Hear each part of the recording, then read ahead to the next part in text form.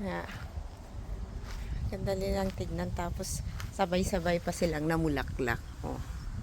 Oh.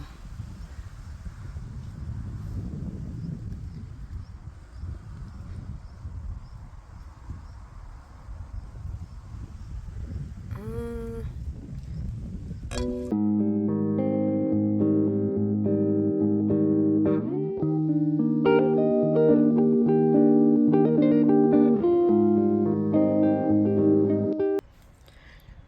Good morning guys! Ito ulit sa Ate Delsky at sana po lahat po tayo ay nasa mabuting kalagayan. So, makulimlim ang panahon ngayon, although lumabas kanina siid ng araw. Nasa bahay ako ngayon kaya quick video tayo. Kukuha lang ako ng video update dito sa garden. Ayan, ito yung white rose ko na sobra po niyang sipag mag-produce po. Yearly po to. Mag-produce ng napakaraming bulaklak. Ang ganda po niya at ang bango. So yung allium ko, pa-end season na rin po siya.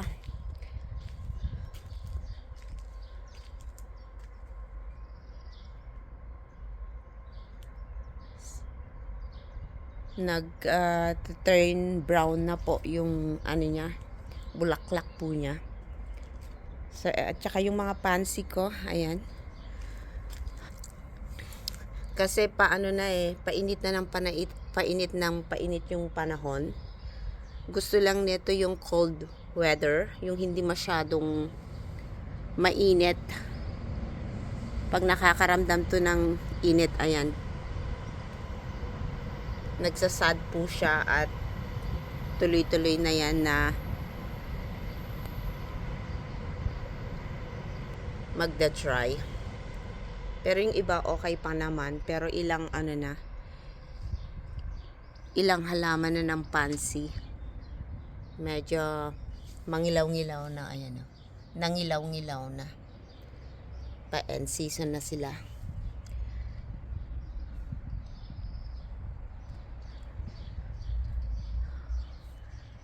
Gustong-gusto kong ipakita sa inyo yung mga season ngayon na mga halaman.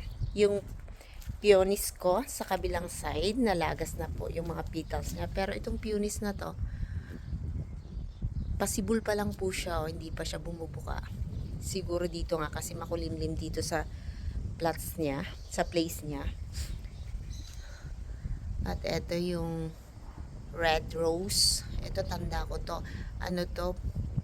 Mother's Day gift sa akin ng isa kong anak. Dalawa to, tig-isa sila. Kaso yung isa white, kaya lang namatay. Ayan. At eto yung Annabelle ko. Marami na naman po siyang buds na nagsilabasan. Ayan.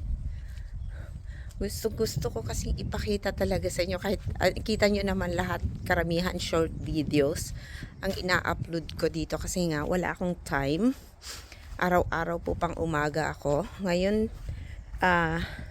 day off ko, kaya kukuha tayo saglit ng video dito sa garden. Ayan, gusto ko ipakita sa inyo, talaga ang ganda. Season ngayon ng mga dianthus, delphiniums, candy tuft, ano pa ba yung season ngayon? Candy tuft, lupins, lalo na tong dianthus, ang ganda na. All yearly perennials po yan, kaya all year round na namumulaklak. Yun nga lang, kailangan pag nag-dry na yung bulaklak niya, kailangan mo po siyang i-prune. Ayan po, ang ganda. Ito yung rose ko, rose tree ko. Ang dami na rin po niyang bulaklak. Di ba? Sobrang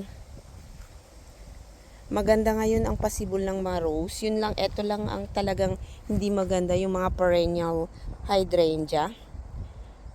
Yung ibang perennial hydrangea, nagka-curly po yung dito niya sa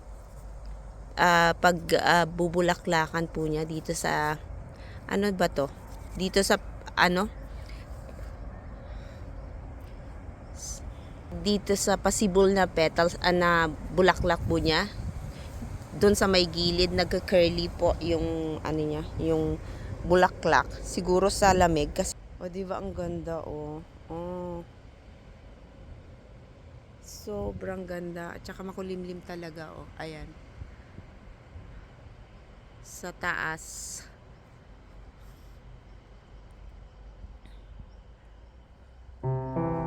Ganda talaga ako dito sa mga dianthus na to.